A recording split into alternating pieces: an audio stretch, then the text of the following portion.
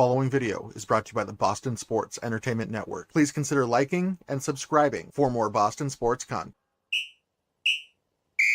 The red, white, and blue. I can't lose with the red, white, and blue. My whole crew is the red, white, and blue. I represent the stars and stripes. I am a patriot, a true American. I am a champion, yes, and that's on everything. I will protect my home. I will defend, fighting tooth and nail to the bitter end. I don't play to lose, nah, I play to win. Rain, sleet, or snow in the wingland. What?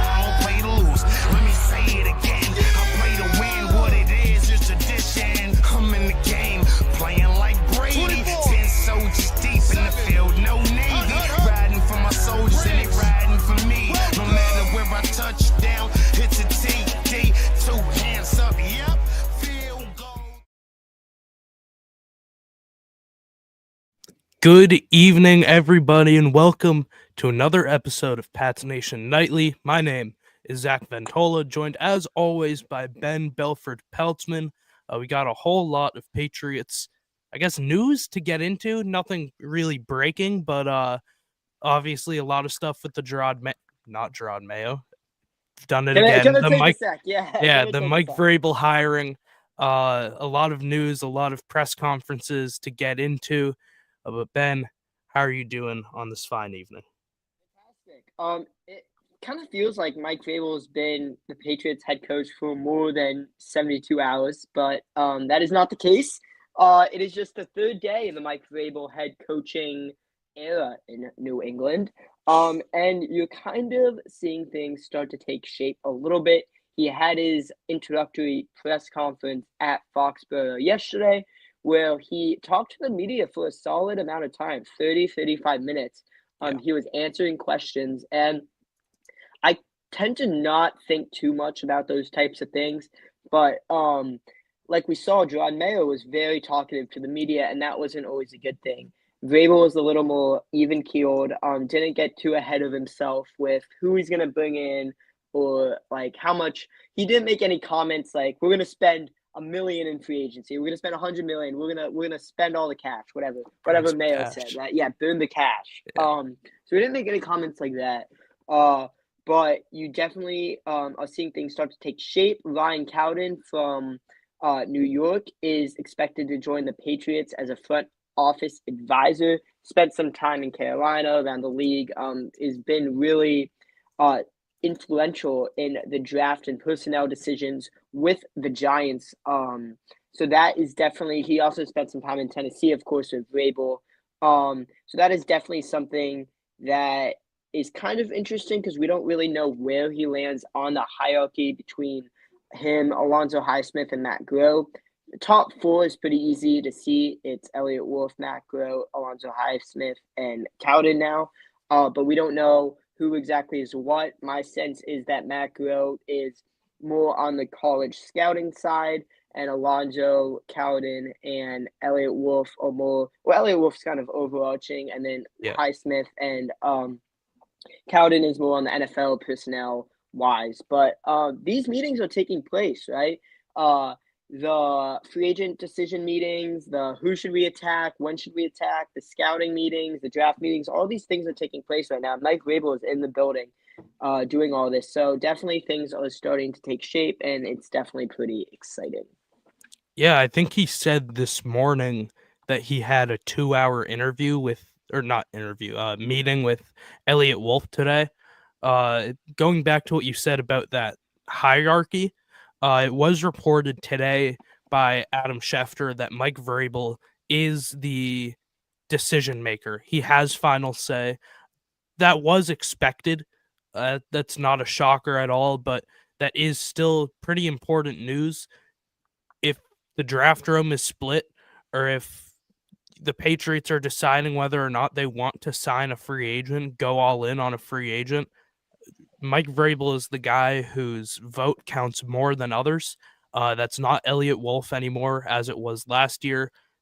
Elliott Wolf is kind of taking a backseat a little bit. Still the head of the front office. The executive vice president of player personnel, or whatever his official title is, as GM, but not officially called the GM. But of course, who Vrabel brought in, Ryan Cowden, he is expected to be kind of the number 2. I believe that was reported by either Burt Breer or Jordan Schultz, but I could be wrong about that. I know I saw it floating around somewhere, which is pretty significant because last year Matt Groh was the number 2. That was pretty well known. That was reported around a lot. So Matt Groh taking a little bit of a backseat to being not officially demoted, but in a way he is. So front office obviously now having some more influence from Mike Vrabel, both in the sense that he is that final decision maker, and also the sense that he's bringing in some of his own guys. And if things don't work out with Elliott Wolf, I'm sure that his own guys will have even more say than they do this year in this year's draft, this year's free agency class. But again, that is important to note. This front office is already having a quite significant changes being made. Yeah, and it is important to note, it was being reported and confirmed that Matt Groh's contract is up after the draft this year. I did not see that. Yeah, so his contract is up after the draft this year. It was reported elsewhere. Talked to some people and confirmed. Don't know about Elliott Wolf. Don't know about Cameron Williams, the scouting director on the college side for the Patriots. Don't know about any of these guys, but usually you see front office contracts and filings happen after the NFL draft cycle in June. So that is definitely something to note. There's a long list of offensive coordinator candidates that Mike Vrabel has, and one of them just got promoted in the Cleveland Browns system. But one of them that I want to talk about right now before we talk about Peas is Josh McDaniels. You mentioned Josh McDaniels. We mentioned his name a little bit on a previous show, but that is someone who I'm really excited about. And yes, I understand the comments about sticking with the Patriot way, sticking with all these familiar faces. Like, he's a love-hate guy. He was unsuccessful in Denver. He was unsuccessful in Vegas and Oakland. Like, I understand. He may be one of the best offensive coordinators ever, but he was bad as a head coach. Who cares? It doesn't matter. It's a completely different thing. Yes. It is a completely different thing. And like we said, Vrabel is going to need a play caller. He's not going to be the one calling offensive plays. Which, not to go completely off topic, but I just find that if you're hiring a head coach, that's why I so rather Ben Johnson, is one of the reasons is I just prefer my head coach calling the offensive plays, because there's just so much, that's just more noise, unnecessary noise on the headset. Like, you got one guy saying one thing, one guy saying the other thing. Vrabel could be like, no, not this. And then it's just like unnecessary noise, you know? But either way, Vrabel didn't call the plays in Tennessee. And he definitely didn't call the plays in Houston. So again, they're going to need that offensive coordinator, and there's a long list of candidates. Yeah, I think it's going to be McDaniels, and I've been kind of on that mindset for a while now, not even, since before Vrabel was hired. I think it actually would have, I think I would have been incorrect about that if Tommy Rees had not been promoted. It seems that a lot of reports that have come out soon before then and then soon after that move was made, it was pretty evident that Mike Vrabel did really want him in New England. And as the offensive coordinator, of course, Cleveland ends up promoting him to their offensive coordinator. So now the Patriots will have to find a different guy. And again, I think that will be Josh McDaniels. And I have no complaints about it. McDaniels is, first of all, I think I said it on our last show, but the man's a quarterback guru. Put him with Mac Jones and he'll get you a 10-win season, and put Mac Jones in the Pro Bowl. I mean, it's ridiculous what Josh McDaniels, not McCown, has been able to do with some of the quarterbacks that he's coached and the offenses that he has been able to call. Even looking at some other guys still in the building, Kendrick Bourne had his best career year by far in his one season with Josh McDaniels here in New England. That's the season that I think we really all remember, the season where he had that touchdown against the Cowboys, I believe, that we all believe that Kendrick Bourne could be one of those like pretty solid receivers for the Patriots. And not that he's bad right now, but I would say that he's not the same player that he was a few years ago when McDaniels was here. Maybe if McDaniels comes back, Bourne can reach that level once again. Looking outside of McDaniels, I had a little bit of a slip up a few seconds, or however long ago, a few seconds ago, with accidentally saying Josh McCown. I think that's another guy who it could potentially be. Vikings, I believe, quarterbacks coach, obviously a longtime NFL veteran, very rising name, rising star in the coaching game. Teams seem to like him. Maybe you would want to see another year of experience there, or some experience outside of coaching quarterbacks, since that's really all he's done. But I think that that's a high upside type of candidate. But again, McDaniels, I would say, should be the leading candidate by far. Mike Vrabel already said that he's on the list, the very long list, according to Vrabel, of potential offensive coordinators for the Patriots.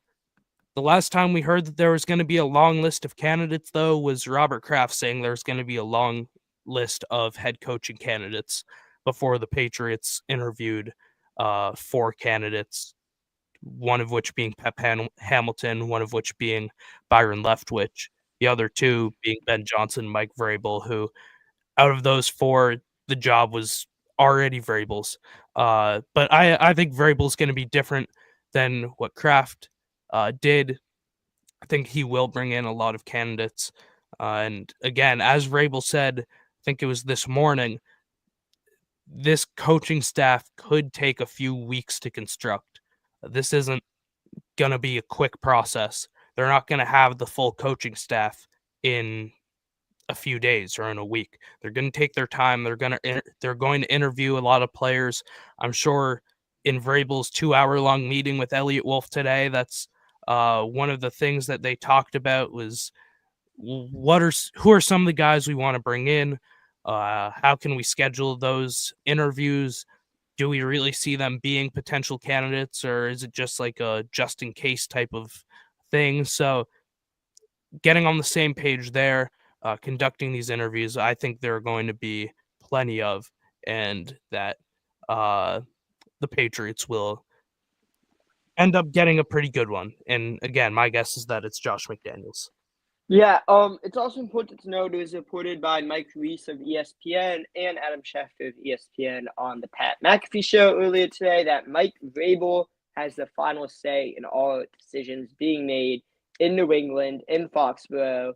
It's not Elliott Wolf right now. It is Mike Vrabel. Of course, Wolf will have tons of opinions, tons of say. He is the executive vice president of player personnel, or whatever his official vice president of player personnel, whatever the official title is for him. But Mike Vrabel, the head coach, is going to be the one to have the final say. Mm-hmm. Moving on just a little bit here. Again, if you have any questions, please put them in the chat. Today is going to be a quicker type of show, but if you have any questions, please put them in the chat, and we'll be happy to answer them. What's next? We stand here on Tuesday. Like we just said, the coaching candidates are going to be brought in for interviews. And then what do you expect to happen? Free agency, I guess we'll kind of pivot just a little bit. Who are your targets for free agency? And we'll kind of start that topic now because we haven't talked about free agency at all. Do you want me to give the Mike Vrabel answer? What type of players do I want? I want good players. I want good ones. And that is what the Patriots need. I mean, I think I might have went over it on our last episode, or maybe I'm mixing it up with something else. But when you look at the New England Patriots, excuse me, um, you could potentially look at every single position on this roster outside of quarterbacks and say that that's a position of need. Some, obviously, to a greater extent than others. Like, I would not say that the Patriots need a running back or a safety as much as they need an edge rusher or a left tackle. But you could say you need an upgrade over Amondre and you need a number 3 running back. You could say maybe Austin Hooper is out, but you could, if he is, because his contract is up, you need a new number 2 tight end, potentially number 3 as well, depending on how much you believe in Jaheim Bell and what his role may be. Obviously, they need receivers. Obviously, they need help on the O-line. Really, that could potentially be at every place on the O-line. Defensively, they need edge rushers. They need D linemen. They could use help at linebacker. They could potentially use more help at safety, and they could use a more established number 2 cornerback on the outside. So, again, outside of quarterback, that is every position on this roster. That's you can't be picky here. You got to just sign guys. And Vrabel talked about it a little bit this morning. There are kind of those 2 waves of free agency. There are the good dudes getting paid a ton of money right in the first week or so. And then there's kind of that second wave where it's players signing for opportunity. Players such as Mike Vrabel, when he came to New England, who are just signing to hopefully get a chance to play and then cash in and get a true large payday after that contract expires. So just get in players that the Patriots believe in, whatever position it may be at. The Patriots need good players on this football team who can come in and contribute immediately. Sorry, guys. My was about to die. Okay, all good. I was at 1%. All good. We're back.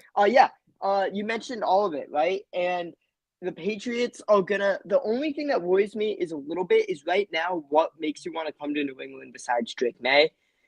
They haven't proven a lot in the past 2 seasons to make free agents want to come, which is why they're having trouble attracting these types of free agents. So that's the only thing that really worries me, but absolutely. So can I answer that real quick? I think that outside of Drake May, the thing that will make players want to come to New England is the guy you just hired. It's Mike Vrabel. Players seem to love him.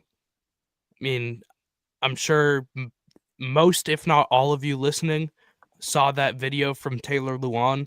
I'm not going to repeat what he said because I probably shouldn't on air, but he loves that guy. He loves that head coach, Mike Vrabel. Lewan played offensive line under Vrabel, and players respond well to guys like that who will go in a way. Vrabel is a player's coach, right? He understands the players. He isn't completely negligent to what's going on in their lives or on the field, off the field, whatever.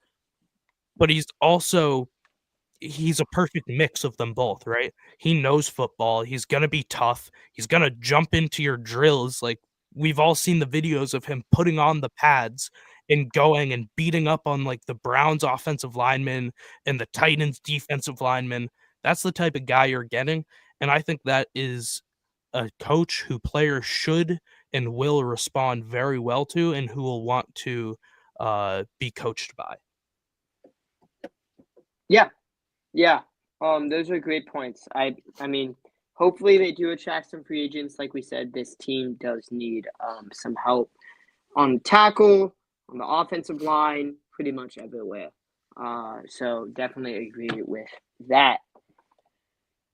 What else, Zach? What else is new in New England? What else is on? Yeah, you go.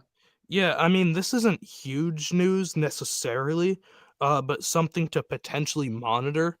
Mike Pellegrino is, I I guess I shouldn't start by saying his name. UNC, University of North Carolina, Chapel Bill, hired a defensive backs coach, which is potentially significant because Mike Pellegrino is obviously currently the Patriots cornerbacks coach.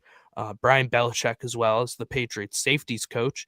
And those are both guys who are viewed as potential exits to go to North Carolina, coach with Bill Belichick. And I would say that the fact that Belichick just hired a defensive backs coach significantly lowers the chance of a guy like Pellegrino or Brian Belichick leaving.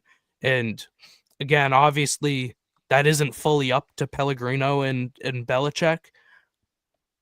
If the defensive coordinator comes in and hates those guys, doesn't like how they coach, doesn't think they're a good coach, then Belichick and Pellegrino would be out the door.